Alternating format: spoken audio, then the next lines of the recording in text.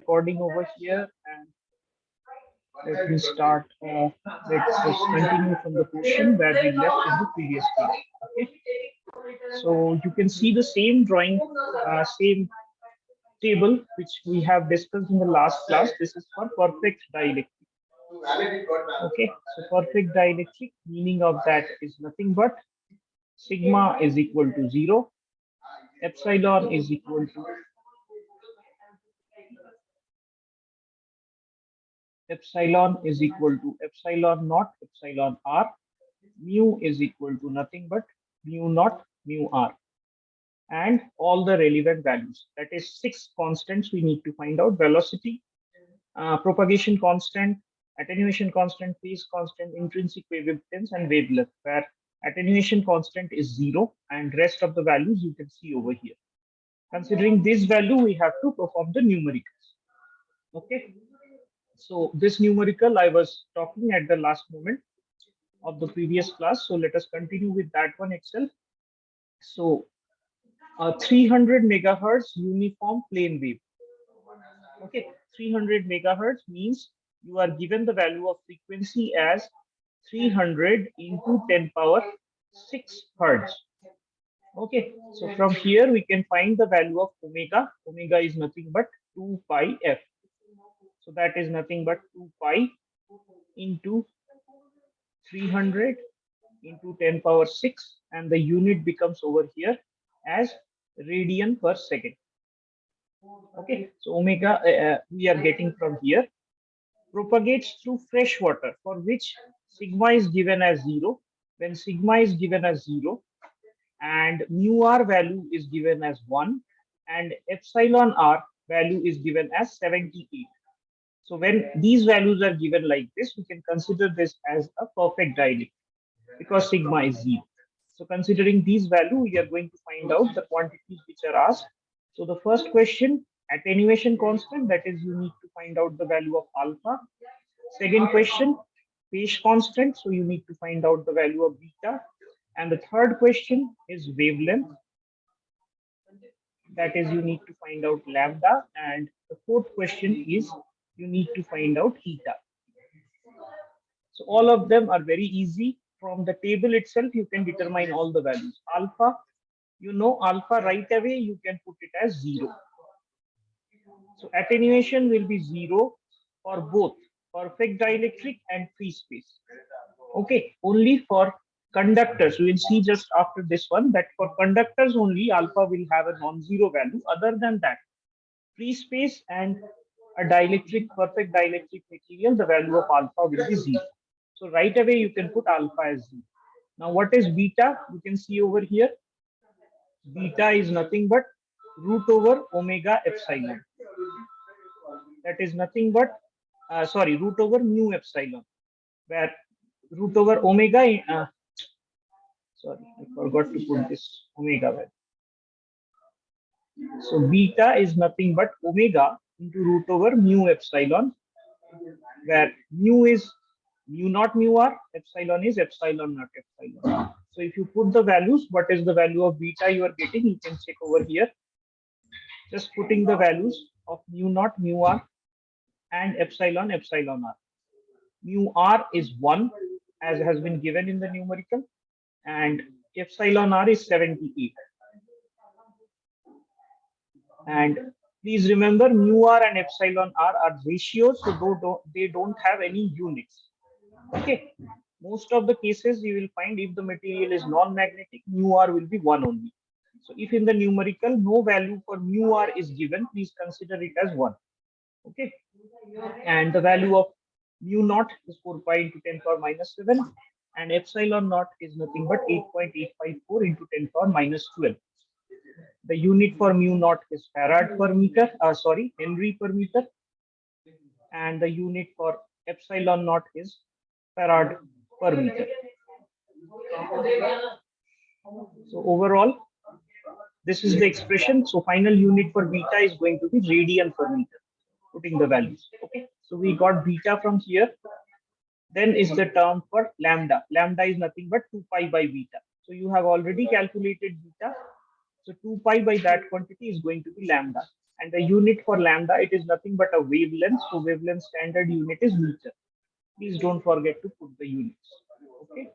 And finally, the last quantity of interest is eta. That is intrinsic wave impedance. You can see over here. It is nothing but eta is nothing but root over mu by epsilon. So mu has been written as, I'm repeating once again here, you can see mu has been written as mu naught mu r, and epsilon has been written as epsilon naught epsilon r. Okay, so root over mu naught epsilon naught into root over mu r epsilon r. That is the breaking of this, and this quantity is called the intrinsic impedance, intrinsic wave impedance of free space, and the value of this is 377 ohm or 120 pi ohm. So that along with root over mu r epsilon r. So that has been shown over here. Okay. Now if you put the values, you can see this expression over, that same thing has been done. Okay. So this quantity is going to come as 377 into mu r by root over mu r by epsilon r, where mu r is 1 and epsilon r is 78. So finally, what you are going to get is 377 by root epsilon r or root 78. So that is coming out to be 42.656. That is the value of wave impedance eta. So you can see when the material is dielectric and it is having a very high dielectric constant 78, so the material is having very less intrinsic wave impedance. You can see over here. Okay, so the intrinsic, it will face a very low opposition. The wave will face low opposition in a good dielectric medium. Okay, so let us see another similar numerical. I am not going to go into very much detail. It is just the same. What is given over here is a uniform plane wave with 9375. Don't get bothered with these numerical values. Anyway, you are going to use the calculator for calculation. So F is given as 9375 into 10 power 6 hertz. Okay, that means omega is given as 2 pi times the same F, and the unit of omega is going to be radian per meter. Radian per second. Sorry. Radian per meter is the unit for beta. Unit for omega is radian per second. Okay. Uniform plane wave is propagating in polystyrene. So don't get bothered with polystyrene also. If you have the values of F mu r, epsilon r, and sigma, you can decide which material it is. Okay. So you can see in the numerical itself, mu r is 1, epsilon r is 2.56, and sigma is equal to 0. So that means the polystyrene material which has been given over here is nothing but a perfect dielectric. Okay, so you are going to use the expression for that. If the amplitude of the electric field, so the electric field amplitude, that is EM, is given as 20 volt per meter, and the material is assumed to be lossless, find out attenuation constant. That means you need to find out alpha here. Phase constant, that means you need to find out beta over here. Wavelength, that is lambda. Velocity of propagation, so that is either you can write V or VP. VPP stands for phase velocity. Okay, velocity of propagation, or this P. P term can be for propagation or P term can be phase, whatever you consider. Okay, VP or V or simply V. Don't get confused. Eta, intrinsic impedance, is nothing but eta. Propagation constant is nothing but gamma, that is nothing but alpha plus j beta. And finally, amplitude of the magnetic field intensity, EM, that is amplitude of electric field intensity, is given. You need to find out HM. Okay, so this is the task you need to do. So as it is a distortion, perfect dielectric, already we can quickly put the value of alpha as 0, and beta is the same expression. You can see omega mu epsilon, omega root over mu epsilon, which is combination of mu 0 mu r epsilon not epsilon r. So mu r is given, epsilon r is given. Mu r if not given, you would consider 1. Okay. So all the values you put, you get the value of beta in the units of radian per meter. I hope this is exactly clear. This is a very common type of numerical which you may expect from the fifth unit. Okay. All the values, all the constants are asked. So alpha, beta done. Then we are going to go for lambda. Lambda is nothing but 2 pi by beta. Beta just now we calculated. So 2 pi by that quantity is going to give us our lambda. And lambda should be expressed in the units of meter. If you get 10 to the power something, please keep it like that. But unit should be meter. Unit should be meter. Okay. Then the next quantity which you are asked over here after lambda is the phase velocity v or vp. So velocity is nothing but, let me write, it is nothing but root over 1 by mu epsilon. Okay, so either you can go with this formula, or when lambda is already created, lambda is already done, so lambda, from there also you can go for the velocity. V is nothing but distance traveled by the wave, that is wavelength, into the time taken, that is the time period. 1 by time period is nothing but 1 by t is nothing but f. So either you can go with this formula because you already know lambda that you calculated, and frequency is given in the beginning itself, f. So if you multiply that too, then also you are going to get the velocity, or otherwise you can use the formula which we already used, that is 1 by root over mu epsilon. So anyway, you are going to get the same thing. Or you can use this formula as well for velocity, that is, this can be written as root over mu 0 epsilon 0 into root over mu r epsilon r. Okay. 1 by root over mu naught epsilon naught is nothing but the velocity of light in free space, that is c, divided by mu r epsilon r. As here you can see value of mu r is 1. So you can have the value of v as nothing but c by root over epsilon r, where epsilon we are given as 2.56. So we can write the value of v as 3 into 10 power 8. Sorry, value of v as 3 into 10 power 8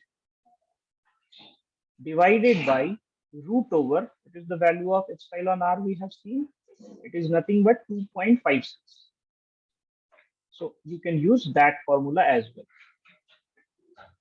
Any one you please, you can use whichever formula you think suitable. Okay, so unit of velocity is nothing but meter per second. Okay, so finally you will be getting a value something like this. You can see it is near to the speed of light, but always in free space the light travels with maximum speed. Whenever it is a material, it will be divided by the root of the dielectric constant of that material. In free space, the speed of light is maximum. Okay. Now, next quantity of our interest is the intrinsic wave impedance, or eta. Okay. So eta is nothing but, as you can see over here, root over mu epsilon, which has been again divided as root over mu naught epsilon naught into root over mu r by epsilon r. So that is nothing but 377 root over mu r epsilon r.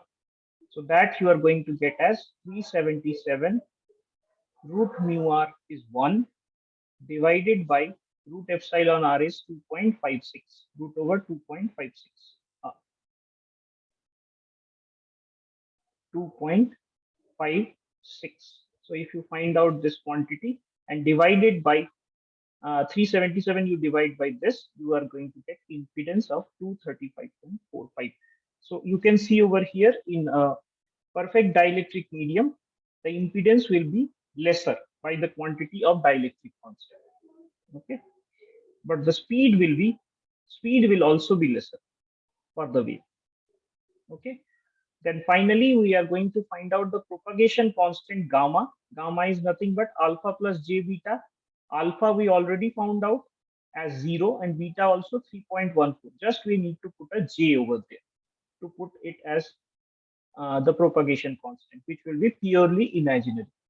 And the unit for propagation constant is per meter, but the unit of beta is radian per meter. Please pay attention to these things. Okay.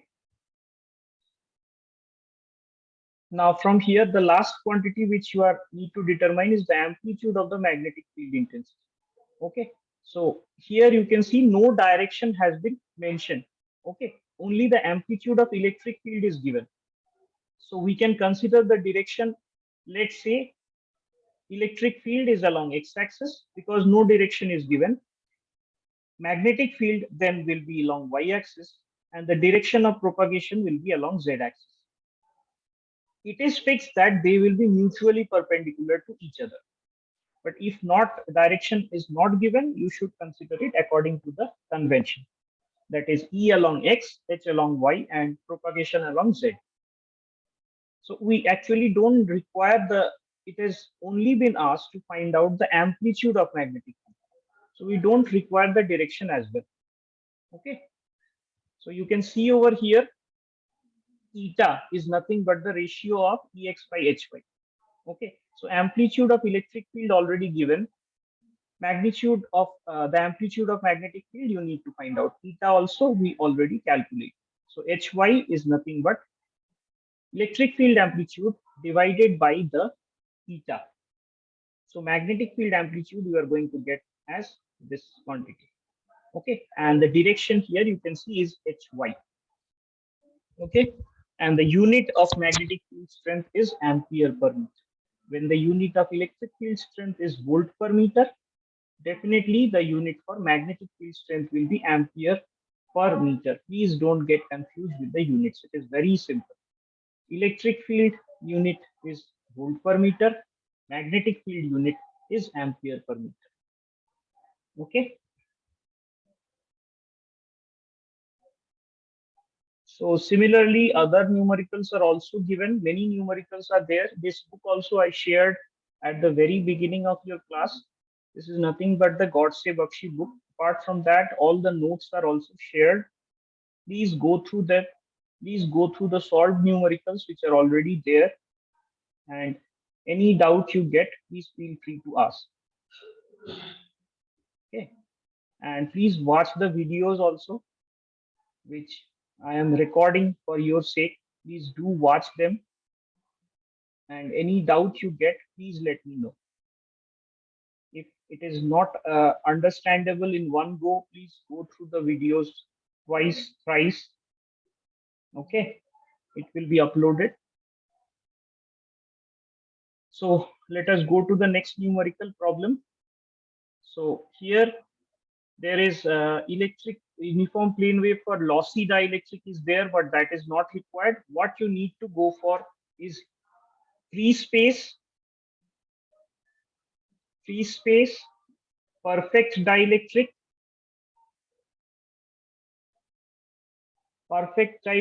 and perfect conductor. Only these three are in your syllabus. Free space, perfect dielectric already done. Now we are going to go for perfect conductor. Okay, or just conductor. So lossy dielectric, practical dielectric, many of the things are in the book. So we are going to skip all those and directly here uniform plane practical dielectric. That also you don't require. Okay, you need to go straight into in good conductor. Okay, so this also I have discussed in the class, but very few students were present there. As today also, I think only those students who are there in that class, they are only present. Anyway, for the recording sake, I'm putting that also. So when we consider a same material, Earlier till now, you have considered that one material is either conductor or a dielectric. That is absolute. That is, when a material is a conductor, it always stays as a conductor. But if a material is a dielectric or an insulator, it always stays as an insulator. But that is actually not great. They are not the actual case. Whether a material is a conductor or a dielectric, that depends on which frequency we are using. Okay. I already discussed that whether a material is conductor or dielectric, that depends on the ratio between the magnitude of conduction current to the magnitude of displacement current. Okay, and we have found out that is nothing but sigma by omega epsilon. If that quantity is very much greater than 1, we consider the material as conductor. If that quantity is very much less than 1, we consider that material is a insulator. Or in proper sense, we can say if conductivity sigma is very much greater than omega epsilon, then the material is a conductor. And when the material sigma conductivity is very much less than omega epsilon, we consider the material as a dielectric. Okay, this also we have discussed. So here our case, when we are considering for good conductor, so our case will be sigma by omega epsilon is very much greater than 1, or sigma is very much greater than omega epsilon. So if sigma by omega epsilon is very much greater than 1, then we can neglect this omega epsilon, j omega epsilon in respect to sigma. So if we neglect that, what we are getting, approximately gamma is going to be equal to root over j omega mu sigma. Okay, because we are neglecting omega epsilon in comparison to sigma. Now, you can see over here a quantity j, root over j is there. Now, please pay attention to this one. I have already discussed j, that is nothing but, we can write the expression of j as cos pi by 2 plus j sine pi by 2. Okay, you already know cos 90 is nothing but 0 and sine 90 is 1. So j can be represented in the polar form like this, or the complex form as cos pi by 2 plus j sine pi by 2. This can be represented in magnitude form. This can be represented as magnitude phase form as, or amplitude phase form as, the magnitude of this entire quantity is 1 and the phase is nothing but 90 degree or pi by 2. So this is another representation of the quantity j in the polar form. So that has been written over here. Now, we need to find out what is not what is j, we need to find out what is root j. So what is root j? That is nothing but root over this quantity, 1 by angle pi by 2. So when angle is taken in the root, then that is divided by half. That is, you can write it as 1, magnitude will be root, but root of 1 is nothing but 1 only. This pi by 2 will become pi by 4. Okay, so you can see over here root j is nothing but 1 root 1 angle 45 degree in your polar form. So that has been done over here. So you can see root j has been written as angle 45 degree and 1 into the magnitude which you already got. Okay, now angle cos 45 angle 45 degree can be written again back to the complex form as cos 45 degree plus j sine 45.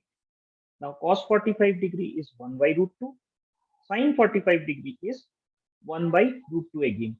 So we are taking that 1 by root 2 outside the brackets, and we get, if we cancel out this root 2 with this root 2, we are writing the omega as 2 pi f.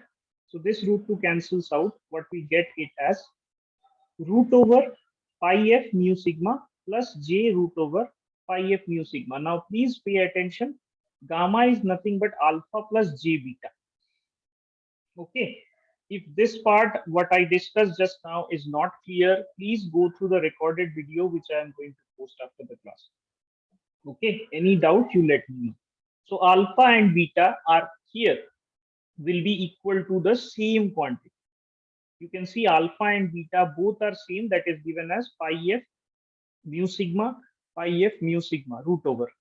Okay, only the difference is the unit of alpha will be Nepar per meter, but the unit of beta will be radian per meter. Okay, alpha is called the attenuation constant, beta is the phase shift constant or phase constant.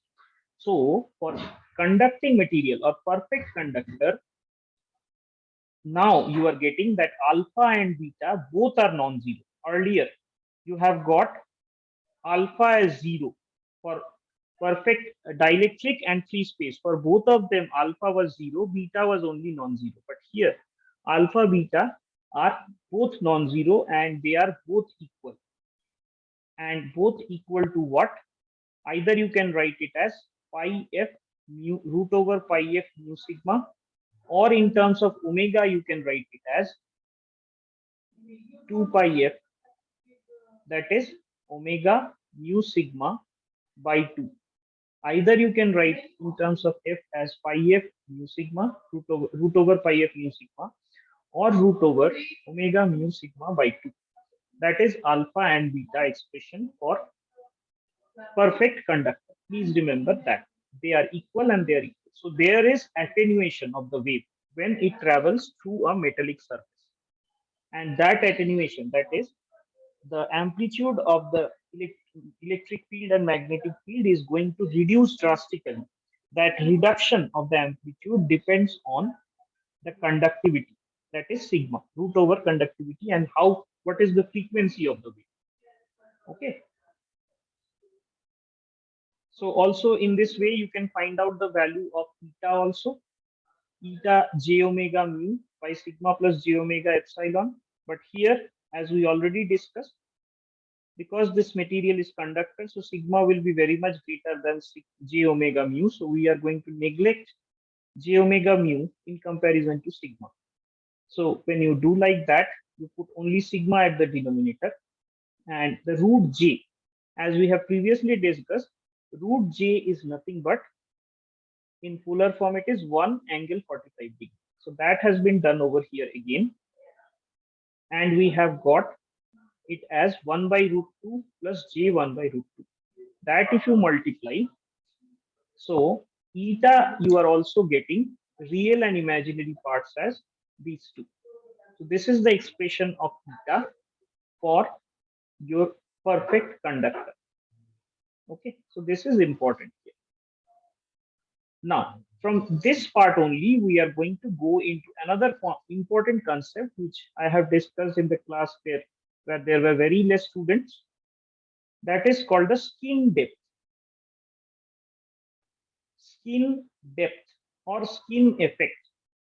Skin effect.